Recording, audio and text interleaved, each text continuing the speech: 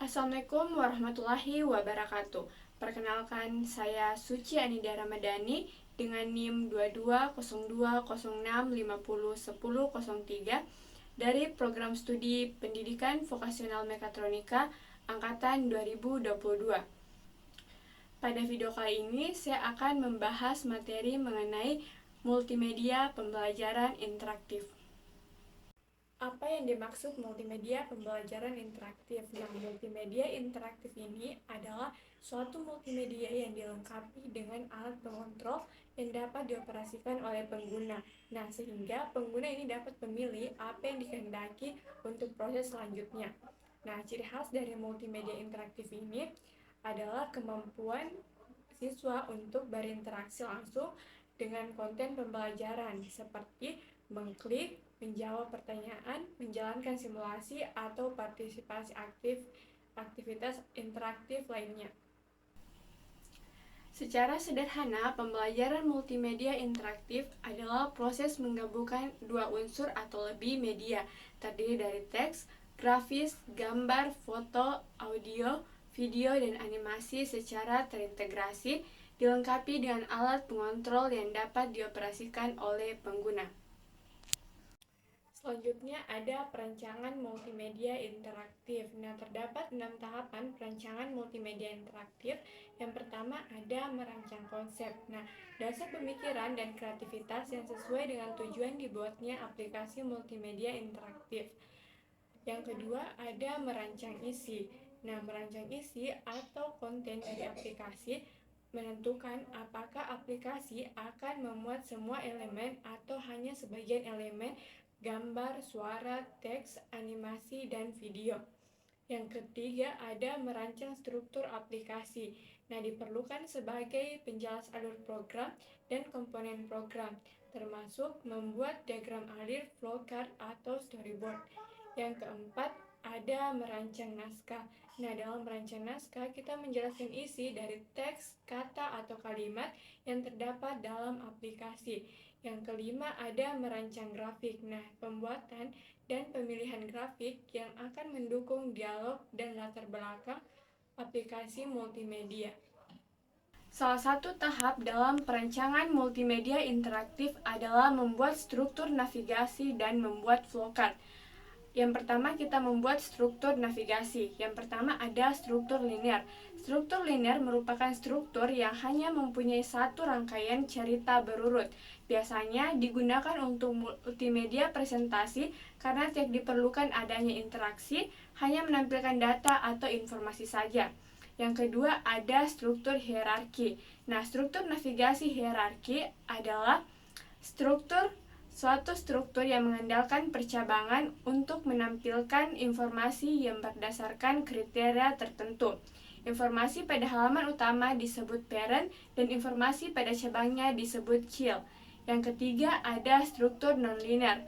Nah, struktur nonlinear ini merupakan perkembangan dari struktur navigasi hierarki. Perbedaannya ada pada percabangannya. Struktur linear walaupun terdapat percabangan, akan tetapi setiap tampilan mempunyai kedudukan yang sama, tidak ada master page dan slave page.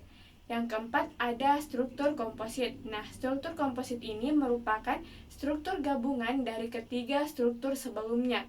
Struktur ini juga disebut dengan struktur navigasi bebas. Kelebihan dari struktur navigasi ini adalah suatu aplikasi mampu memberikan keterkaitan informasinya dengan lebih baik. Nah, ya selanjutnya ada flowchart. Nah, flowchart ini adalah desain model alur berpikir isi program atau aplikasi.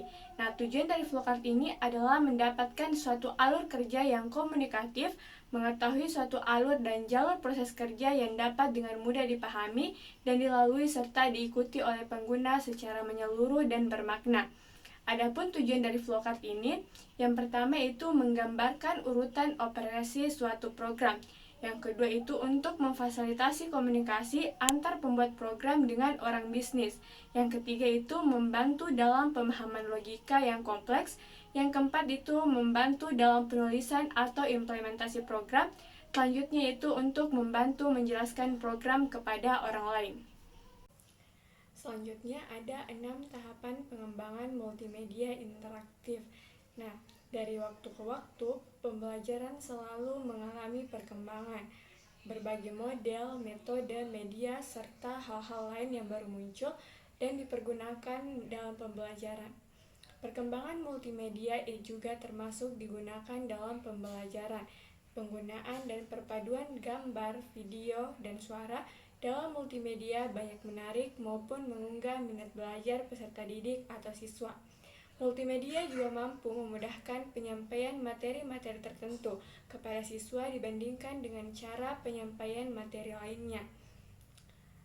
Namun, untuk membuat penggunaan dan materi multimedia yang tepat pada pembelajaran perlu pengembangan khusus. Nah, pengembangan multimedia agar dapat dimasukkan dalam pembelajaran harus melalui tahapan-tahapan yang terancang dengan baik dan runtut agar produk multimedia yang dihasilkan memiliki kualitas yang baik dan tepat digunakan dalam pembelajaran. Nah, pengembangan multimedia dapat dilakukan dengan metode Multimedia Development Life Cycle atau MDLC yang terdiri dari 6 tahap. Adapun 6 tahap dalam MDLC itu yang pertama ada konsep. Nah, merumuskan dasar-dasar dari proyek multimedia yang akan dibuat dan dikembangkan, terutama pada tujuan dan jenis proyek yang akan dibuat. Yang kedua ada desain atau rancangan. Nah, tahap ini kita memerlukan pembuat atau pengembang proyek multimedia menjabarkan secara rinci apa yang akan dilakukan dan bagaimana proyek multimedia tersebut akan dibuat. Pembuatan naskah ataupun navigasi serta proses desain lain harus secara lengkap dilakukan. Yang ketiga ada pengumpulan materi. Nah, merupakan proses untuk pengumpulan segala sesuatu yang dibutuhkan dalam proyek mengenai materi yang akan disampaikan, kemudian file-file multimedia seperti audio, video, dan gambar yang akan dimasukkan dalam penyajian proyek multimedia tersebut. Yang keempat ada penyusunan dan pembuatan waktu proyek multimedia diproduksi. Nah, materi-materi serta file-file multimedia yang sudah didapat kemudian dirangkai dan disusun sesuai desain. Nah, pada proses ini sangat dibutuhkan kemampuan dari ahli agar mendapatkan hasil yang baik. Nah, yang kelima ada uji coba. Setelah hasil dari proyek multimedia jadi, perlu dilakukan uji coba. Nah, uji coba ini dilakukan dengan menerapkan hasil dari proyek multimedia tersebut pada pembelajaran secara minor. Yang keenam ada menyebarluaskan tahap penggandaan dan penyebar hasil kepada pengguna. Nah, multimedia ini perlu dikemas dengan baik sesuai dengan media penyebar luasannya, apakah melalui CV, DVD, download, ataupun media lain. Baik, selanjutnya ada peran multimedia, kajian audiovisual atau lebih dikenal dengan sebutan multimedia menjadikan visualisasi lebih menarik. Nah, ICT dalam hal ini komputer dengan dukungan multimedia dapat menyajikan sebuah tampilan berupa teks non-sekuensial, non-linear, dan multidimensional. Nah, dengan percabangan tautan dan simpul secara interaktif. Nah, tampilan tersebut akan membuat pengguna lebih leluasa memilih, mensintesa, dan mengelaborasi pengetahuan yang ingin dipahaminya. Ketika mendengar istilah pembelajaran dengan multimedia, maka yang akan terlintas di benak adalah penggunaan teknologi presentasi di dalam kelas. Misalnya penggunaan televisi, komputer, dan proyektor di dalam kelas. Nah, apa sih sebenarnya yang dimaksud dengan multimedia? Nah, multimedia ini merupakan penggabungan lebih dari satu media menjadi suatu bentuk komunikasi yang bersifat multimodal atau multi-channel. Nah, multimedia ini telah banyak digunakan oleh perusahaan-perusahaan untuk menyampaikan bahan-bahan pelatihan kepada para karyawannya, juga oleh para guru dan dosen untuk menyampaikan materi ajarnya kepada para siswa dan mahasiswa. Diyakini bahwa penggunaan multimedia dalam suatu kegiatan belajar di sekolah maupun dalam kegiatan pelatihan mampu meningkatkan hasil kegiatan belajar.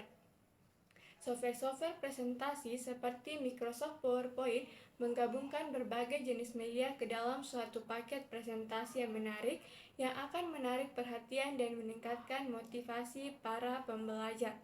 Nah, Berdasarkan perdebatan mengenai peranan multimedia dalam pembelajaran tersebut, dapat ditarik beberapa kesimpulan sebagai berikut. Yang pertama itu, multimedia ini dapat digunakan untuk membantu pembelajar membentuk model mental yang akan memudahkannya memahami suatu konsep. Yang kedua, ada pemanfaatan multimedia dapat membangkitkan motivasi belajar para pembelajar karena adanya multimedia membuat presentasi pembelajaran menjadi lebih menarik. Yang ketiga, perlu diperhatikan juga bahwa sesuatu yang menarik tidak secara otomatis mudah dipahami, karena ada kalanya suatu tampilan yang menarik justru akan memecah fokus perhatian pembelajar. Penggunaan multimedia harus benar-benar dipilih sesuai kebutuhan. Ada beberapa materi pembelajaran, terutama yang kompleks, yang memerlukan multimedia. Nah, tetapi ada juga materi pembelajaran yang cukup disampaikan secara lisan saja tanpa perlu bantuan perangkat multimedia, karena cukup sederhananya bahan tersebut. Selanjutnya ada kategori, karakteristik, dan manfaat dari multimedia. Yang pertama ada kategori multimedia ini terbagi menjadi dua, yaitu multimedia konten produksi dan komunikasi. Nah, multimedia konten produksi ini adalah multimedia yang penggunaan dan pemrosesan beberapa media seperti teks, audio, animasi, video, dan interaktif yang berbeda untuk menyampaikan informasi atau menghasilkan produk multimedia seperti musik, video, film, game, entertainment, dan lain-lain. Nah, dalam kategori ini, media yang digunakan adalah media teks, audio, video, dan special effect. Selanjutnya ada multimedia komunikasi. Nah, multimedia komunikasi ini penggunaan media seperti televisi, radio, cetak, dan internet untuk mempublikasikan, menyiarkan, atau mengkomunikasikan materi advertising, publicity, dan entertainment, dan lain-lain. Pada kategori ini, media yang digunakan adalah TV, radio, film, cetak, musik, game, dan ICT atau internet.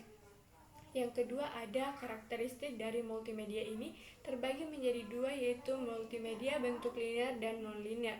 Nah, multimedia bentuk linear ini adalah merupakan struktur multimedia di mana pengguna bernavigasi sesuai urutan dari satu frame atau bit informasi ke frame atau bit yang lainnya. Yang kedua ada multimedia bentuk non-linear. Nah, multimedia bentuk non-linear ini struktur multimedia di mana pengguna bernavigasi secara bebas atau tidak dibatasi oleh rute yang ditentukan. Selanjutnya ada manfaat dari multimedia. Nah, yang pertama ada industri kreatif. Pada bidang industri kreatif, menggunakan multimedia digunakan untuk berbagai keperluan, mulai dari seni, hiburan, dan seni komersial. Yang kedua ada komersial. Untuk menarik perhatian dalam periklan dibutuhkan presentasi media yang menarik. Bisnis komunikasi seringkali dikembangkan oleh tim kreatif sebuah perusahaan untuk menawarkan atau menjual ide maupun dalam pelatihan dalam bentuk presentasi multimedia. Yang ketiga ada hiburan dan seni rupa. Multimedia banyak digunakan dalam industri hiburan, khususnya untuk mengembangkan efek khusus dalam film dan animasi pada multimedia. Permainan atau games dan program perangkat lunak telah tersedia dan terdistribusi dalam bentuk CD-ROM atau secara online. Yang selanjutnya ada pendidikan. Nah, dalam dunia pendidikan, multimedia biasanya digunakan untuk memproduksi pelatihan berbasis komputer dan buku referensi seperti ensiklopedia yang memungkinkan pengguna melalui serangkai modul presentasi, teks tentang topik tertentu, dan gambar terkait dalam berbagai format informasi. Yang terakhir ada teknik. Nah, pada bidang teknik, perangkat lunak dapat menggunakan multimedia untuk menciptakan simulasi komputerisasi untuk sebagai pelatihan. Nah, contohnya pelatihan militer atau instruksi, simulasi, dan lainnya. Multimedia juga dapat dimanfaatkan untuk desain web interface dalam beberapa perangkat lunak. Sekian dari saya, terima kasih. Assalamualaikum warahmatullahi wabarakatuh.